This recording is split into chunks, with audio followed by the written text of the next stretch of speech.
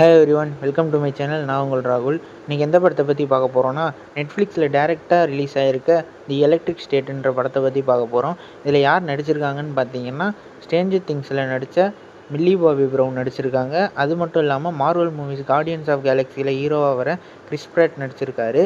இந்த படத்தை யார் எடுத்திருக்காங்கன்னா, மார்வல் மூவிஸ் எடுத்திருக்க ரூசோ பிரதர்ஸ் தான் இந்த படத்தை எடுத்திருக்காங்க. இது ஒரு சயின்ஸ் ஃபிக்ஷன் படமாக உருவாயிருக்கு. இந்த படத்தோட கதை என்னன்னு பார்த்தீங்கன்னா, 1990லேருந்து 94க்குள்ளே நடக்கிற மாதிரி இருக்கும். அந்த 1990ல் வந்து ரோபோட்ஸ் வந்து மனிதர்களுக்கு எதிராக செயல்படவும், மனிதர்களுக்கும் ரோபோட்ஸ்க்கும் ஒரு வார் நடக்குது. அந்த வாரில் வந்து மனிதர்கள் வந்து ஜெயிச்சு ரோபோட்ஸ் எல்லாம் ஒரு பர்டிகுலரான இடத்துல போட்டு அடைச்சிடுறாங்க, கிட்டத்தட்ட 6000 ரோபோட்ஸை. அதுக்கப்புறம் அந்த வார் முடிஞ்சதுக்கப்புறம் ஹீரோயின் மில்லி பாபி ப்ரவுனோட பேரண்ட்ஸ் வந்து எதிர்பாராத ஒரு ஆக்சிடெண்ட்டில் இறந்துடுறாங்க. இறந்தது சோகம் தாங்க முடியாமல் இருக்கும்போது, அதுக்கப்புறம் அவங்க தம்பியும் இறந்துடுறதா நினைக்கிறாங்க. அவங்க ரொம்ப தனிமையில் வாழ்கிறாங்க. அப்போ வந்து ஒரு ரோபோட் வந்து இந்த மாதிரி நான் தான் உன் தம்பி அப்படின்றத வந்து சொல்லுது. அது வந்து அவங்களால ஏற்றுக்க முடியல, ஷாக் ஆகுறாங்க. அதுக்கப்புறமேட்டு அந்த ரோபோட் வந்து இந்த மாதிரி சொல்லவும் தம்பியோட பாடி எங்கே இருக்குன்றதை தேடி போகிறாங்க.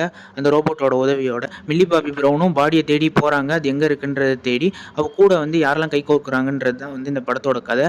அங்கங்கே வந்து மார்வல்ஸில் நடித்தவங்கலாம் நடுவில் வந்துட்டு போகிறது வந்து நல்லா இருந்துச்சு பார்க்குறதுக்கு. அதுக்கப்புறம் தான் ஒரு 10 நிமிஷம் கழிச்சு ஹீரோ கிறிஸ் பிராட் வருவார். அவங்க 2 பேரும் சேர்ந்து அந்த பாடியை கண்டுபிடிச்சாங்களா, அவன் தம்பி மறுபடியும் வந்தானான்றது தான் கதை இருந்துச்சு. இது ஒரு ஃபுல் அண்ட் ஃபுல் விஷுவல் ட்ரீட்டாக இருக்கும் பார்க்குறவங்களுக்கு.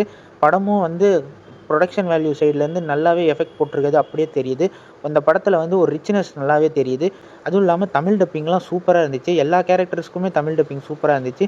மில்லி பாபி ப்ரவுனாக இருக்கட்டும், அந்த வர ரோபோட்ஸ்க்கெல்லாம் கொடுத்துருக்க தமிழ் டப்பிங்காக இருக்கட்டும், ஹீரோவுக்கு கொடுத்துருக்க தமிழ் டப்பிங்காக இருக்கட்டும், எல்லாமே நல்லா இருந்துச்சு.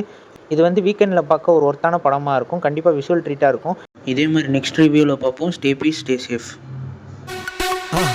மறக்காம சர்ப்ரைஸ் பண்ணுங்க. தேங்க்யூ.